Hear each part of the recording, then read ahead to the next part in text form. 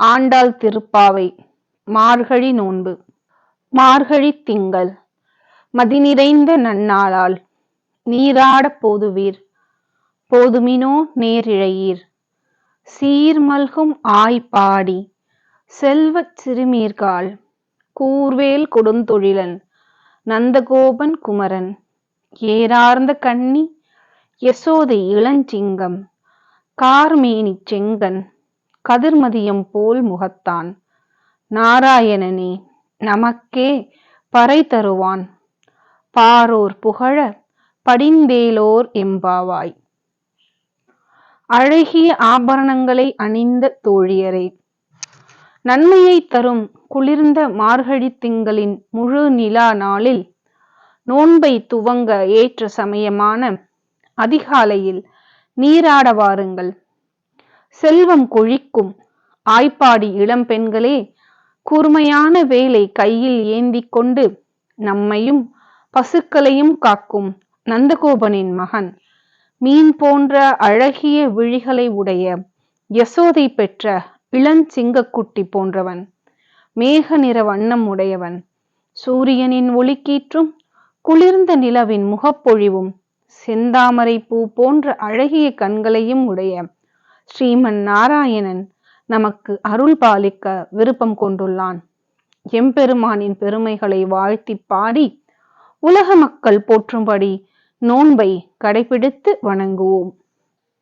மாணிக்க வாசகர் அருளிய திருவெம்பாவை. ஆதியும் அந்தமும் இல்லா அரும்பெரும் சோதியை யாம் பாடக் கேட்டேயும் வாழ்தடங்கன் மாதே வளர்தியோ வன்செவியோ நின் செவிதான் மாதேவன் வார்கழல்கள் வாழ்த்திய வாழ்த்தொளி போய் வீதிவாய் கேட்டலுமே விம்மி விம்மி மெய்மறந்து போதார் அமளியின் மேல் நின்றும் புரண்டிங்கன் ஏதேனும் ஆகாள் கிடந்தாள் என்னே என்னே ஈதே என் தோழி பரிசேலோர் எம்பாவாய்.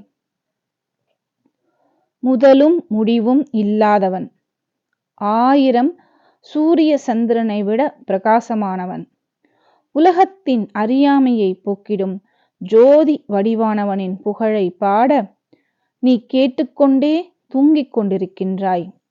தோழியே, உன் காதுகள் மந்தமாகிவிட்டதோ? இல்லை முழுவதுமாக செவிடாகிவிட்டதோ? சிவபெருமானின் சிலம்பணிந்த திருமலர் பாதங்களை பணிந்து வாழ்த்தி பாடுகின்றோம். தேனினும் இனிய இறைவனின் பெருமைகளை கேட்டு எதேச்சையாக தெருவின் கடைக்கோடி வீட்டில் உள்ள பெண் விம்மி விம்மி அழுது மெய்மறந்து மூர்ச்சையாகி கிடக்கின்றாள். ஆனால் நீயோ எல்லாவற்றிற்கும் எதிர்மாறாக மலர் போன்ற பஞ்சு மெத்தையில் புரண்டு விழுந்து தூங்கிக் கொண்டிருக்கிறாய்.